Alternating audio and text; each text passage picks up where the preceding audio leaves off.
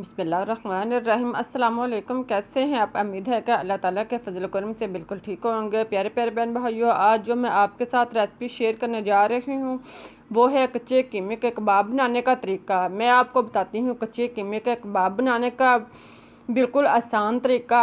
आप बगैर मेहनत के और कम खर्चे में मज़ेदार कबाब 5 मिनट में तैयार कर सकते हैं। तो आइए शुरू करते हैं अपनी रेसिपी। इसके लिए हमें चाहिए गोश्त आधा किलो। हमारे पास है आधा किलो गोश्त। आप मटन बीफ जो भी आपके पास है ले सकते हैं।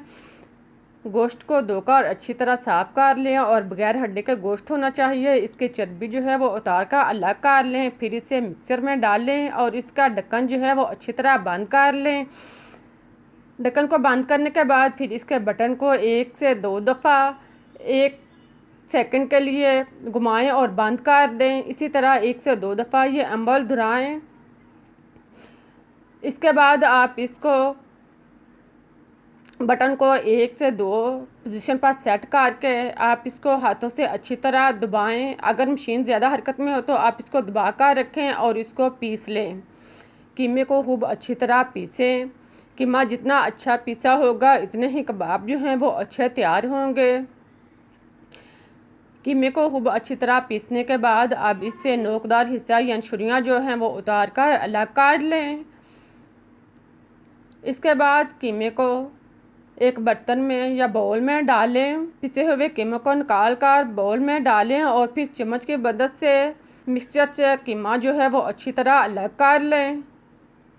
सारे कीमे को अच्छी तरह अलग करने के बाद देखें कीमा जो है वो कितना अच्छा पिस चुका है। अब इसमें एक अदद प्याज बड़ा इसको काट लें या ग्राइंड कर लें।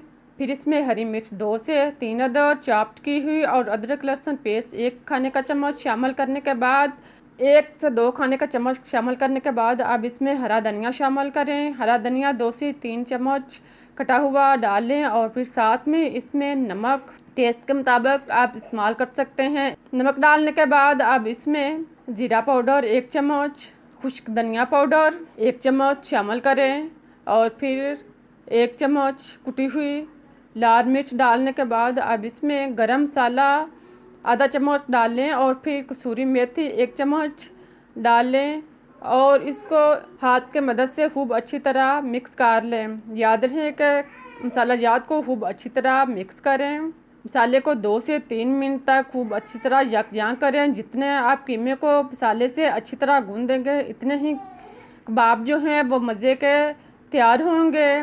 मिक्स करने के दौरान अगर चर्बी का कोई रेशा या कोई गोश्त का टुकड़ा है तो आप इसे निकाल कर अलग कर लें। देखें इस तरह के कि रेशे जो हैं वो इनको निकाल लें और गोश्त को खूब अच्छी तरह 1 से 2 मिनट तक गूंदें। इसके बाद आप इनके कबाब तैयार कर लें। कबाब तैयार करने से पहले आप हाथों पे खूब अच्छी तरह पानी लगा लें और फिर थोड़ा सा अमेज़ा लें। अमेज़े को पहले मुट्ठी में दबाएं और फिर दोनों हथेलियों की मदद से इसका कबाब तैयार कर लें। ख्याल है कि इसका कबाब जो है वो पतला होना चाहिए। जितना कबाब पतला होगा इतना ही कबाब जो है वो अच्छा फ्राई होगा। ये आम कबाब की तरह मोटा नहीं रखना बल्कि इसको पतला रखना है। इस साइज़ के सारे कबाब जो हैं वो तैयार कर लें। अब हमारे कबाब जो हैं वो तैयार हो चुके हैं। अब हम इनको फ्राई करते हैं। फ्राई करने के लिए आप फ्राई पैन में या तवे पर या किसी भी हमवार चीज़ पे इनको फ्राई कर सकते हैं।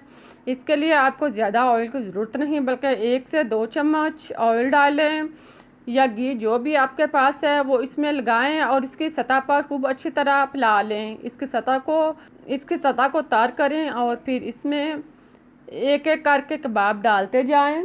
ज़रूरत के मुताबिक इसमें 4 से 5 कबाब शामिल करें। इसको धीमी आंच पर फ्राई करें। इनको तेज़ आंच पर हरगिज़ फ्राई नहीं करना बल्कि इसको लो आंच पे फ्राई करना है। फिर इसको चम्मच की मदद से ऊपर से दबाएं। अगर चम्मच आपके पास लंबे सुराख वाला है तो आप इसके साथ इनको दबाएं।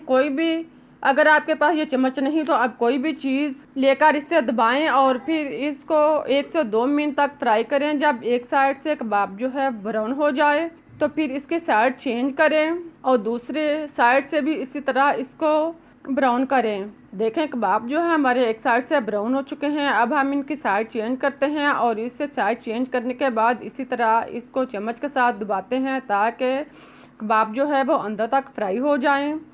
दोनों साइड से कबाब को अच्छी तरह फ्राई करें। 1 से 2 मिनट तक, टोटल 4 से 5 मिनट तक दोनों साइड से कबाब को ब्राउन करें और फिर निकाल लें। देखें हमारे मज़ेदार और टेस्टी कबाब जो हैं वो तैयार हो चुके हैं। अब मैं आपको तोड़कर दिखाती हूँ। कबाब जो है वो अंदर तक फ्राई है और पका हुआ है। कीमा जो है वो बिल्कुल फ्राई हो चुका है। बहुत ही मज़ेदार और टेस्टी कबाब हैं। आप इनको रोटी के साथ, नान के साथ, केचप या हरी चटनी जैसे भी आप पसंद करें, आप इनको नोश कर सकते हैं। मुझे इजाज़त दें, मैं फिर मिलूँगी एक नई रेसिपीज़ के साथ। तब तक के लिए अल्लाह हाफिज़।